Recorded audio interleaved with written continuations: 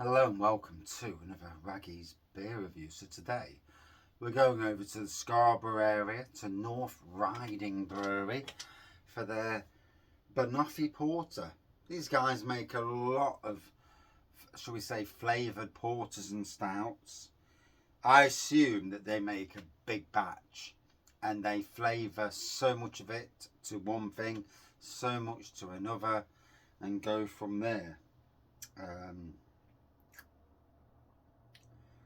Bottle condition, so watch out for the sediment. Here's me pouring it upside down already. 4.5%. It does not tell you anything about the beer, so you know that's it. That's all you know. But Banoffee Porter. So gonna pour it out. We'll see how it cooks. I do love Banoffee.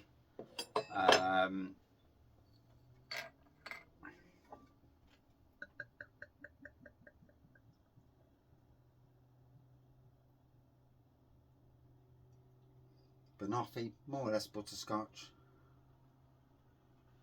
And there we go. As expected, a black pour on this with an off-white head, or basically a very light tan head, and an aroma. Yeah, there's a couple of notes of the aroma that are a little bit disconcerting. And then the Banoffee, the butterscotch Banoffee kicks in.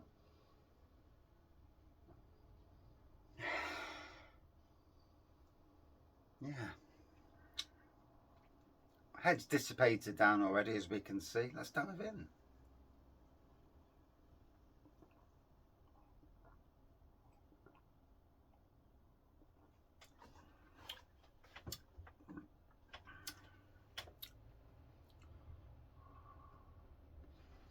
I find that with these essences that some, when I did my sticky toffee pudding beer, sticky toffee stayed in throughout, even on the barrel aged, and then the rebottling afterwards, after the barrel, it stayed in. The rum and raisin, when it was barrel aged, oh my god, it was potent. The rum bit was. And even into bottle, it calmed down in the end, but it took some calming down, the aroma. And yet there's others. I've done a butterscotch recently, and I had one the other day, and I literally couldn't taste the butterscotch. I hadn't done the review yet. So yeah, I think some of these essences deliver a long lasting, maybe potently at start, but then dies back a bit. And then others, die off pretty quickly, which is a bit concerning, really. I've got to remember to stop drinking all my own brew because the way we're going, there won't be much left come September. And yeah, I might have to calm it down a bit. It's that thing when you've got loads, you think, sod it. And yeah.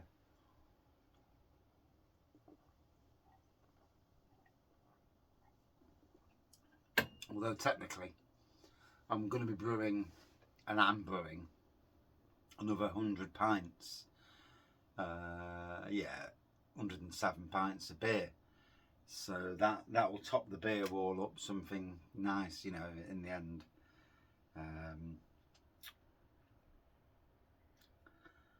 Yeah, because the Cherry Imperial Stout's gone down massively. Literally 4 litres left out of 20. So yeah, I've sorted that out. Oh dear. Anyway, enough about my beer. Let's get back to North Riding Brewery.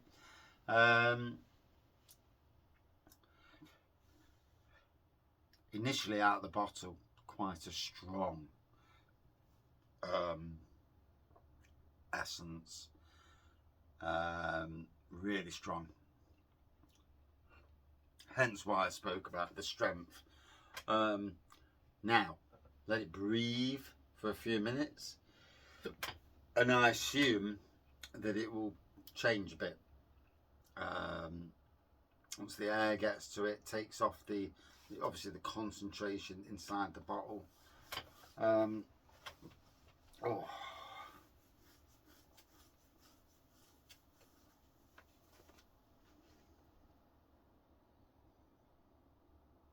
Yeah, calming down now. So like most beers, a lot of beers, when you first crack them open, are really quite full on aroma, and then it calms down.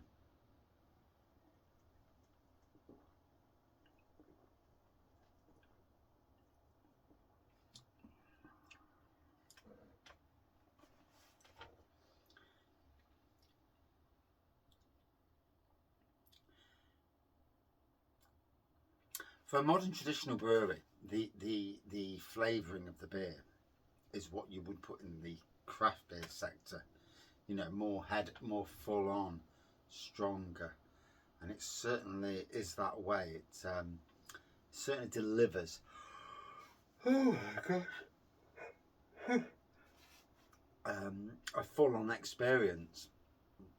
I mean, and that's where we all like what we like. You know, there's that balance, isn't there?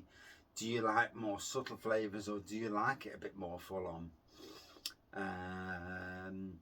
My only way for this is somebody who doesn't like it full on is to open the bottle, leave the beer standing for half an hour, and then come back, and it would have died down quite nicely.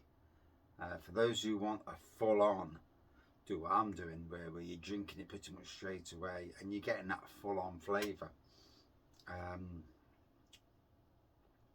I don't think for 1 minute that the flavour will die out fully, but you know, after a bit of time, it would go back quite nicely. Yeah, so interesting. You know, beers are beers, can't win them all, and that side of things. You know, it is what it is.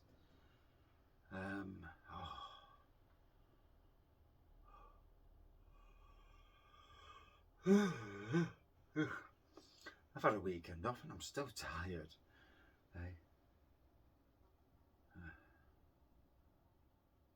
And I think I'm ready for a week off work. I think I'm ready for a nice break.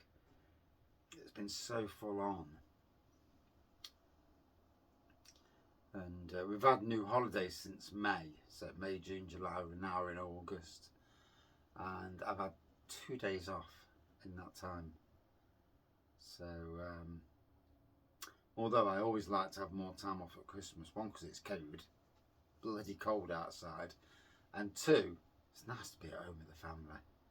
And in the winter months, I think I'm going to get back into video games and, you know, really get back into what was my love, you know, way before I did beer reviews.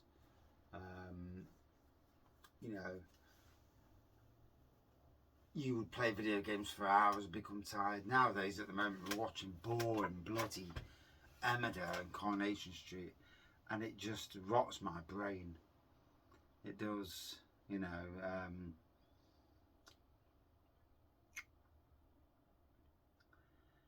Yeah, can do without that. Anyway.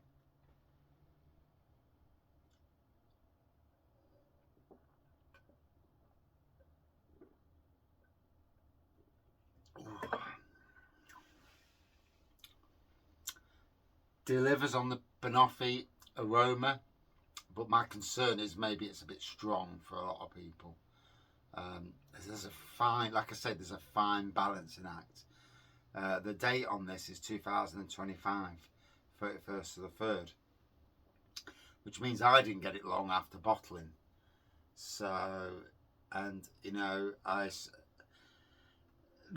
there is a fine balancing act, and I mean, I'm enjoying it, but I like with my own rum and raisin, as I was saying, it's people's taste and what they like and what they don't like. Interesting.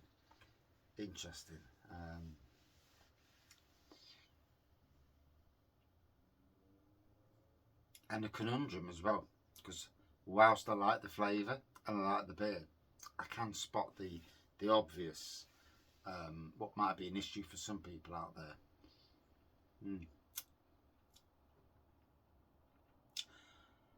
So, would I drink this again? I'd like to try it on cask at some stage. Hopefully at somewhere like the Crown in Beeston, top class pub.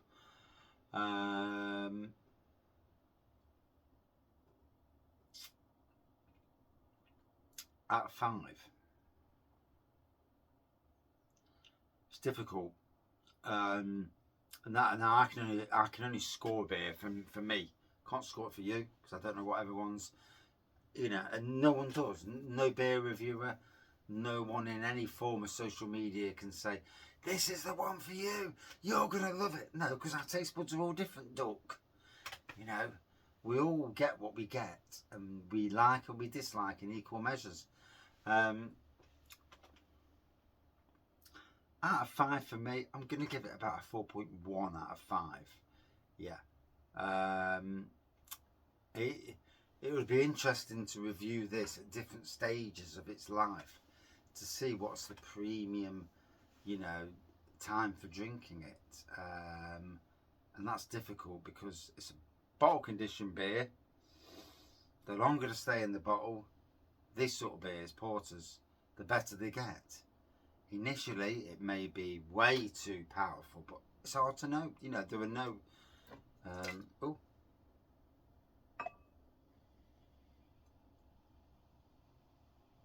And I'm glad I shook the bottle, because I nearly did the review and just necked the last bit and shot off up the arse. And then I wouldn't have known that there was nearly half a pint in the bottle still. So yeah, an interesting beer that throws up some interesting issues. A good beer reviewer's beer, because you question what you like, what the public like, and there's more to it than just your personal preference. You have to look outside the box, and this is one of them beers where you have to look outside the box. Interesting. And I got this from Yorkshire Craft Beers, a great resource to get beers from Yorkshire, all in one that box. You order from them, you break the 70 quid, free delivery. But then, you get lots and lots of different beers from different breweries, as I've got on the beer wall behind me. And we'll continue to be reviewing them in due course. Thank you for watching. See you soon.